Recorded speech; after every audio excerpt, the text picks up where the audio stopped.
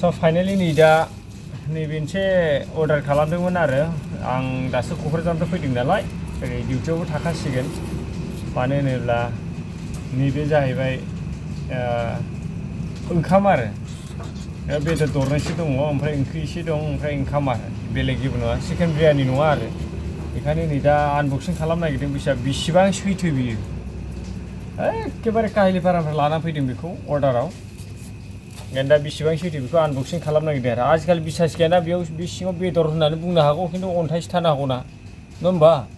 ओंखायनो बेखौ नायनाया मोजां आरो आंना आनबक्सिं खालामनो नायलाय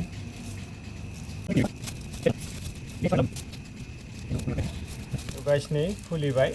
मानो होनबा प्लास्टिकखौ खुलिबाय मा दं नायथानसै अर्डारखौथ' खालामदों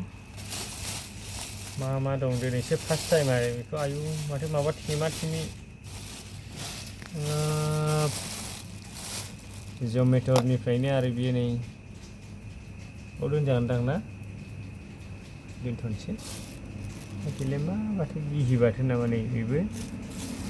बेखौ जाहैबाय जाखांनानै आखाइ फुगारनो थाखाय हरदों नै माथो गुन्दै ओंखामानो इसेल'थार हरनोसै नैबे जाहैबाय ओंख्रि बेनिफ्राय नैबे जाहैबाय बानलु संख्रि गासै पेकिं आरो नै प्लास्टिकनि प्रब्लेम जेबो गैया आरो बेखौ मांगाय बेनि दामा जाहैबाय 225 थाखा नैबे दामा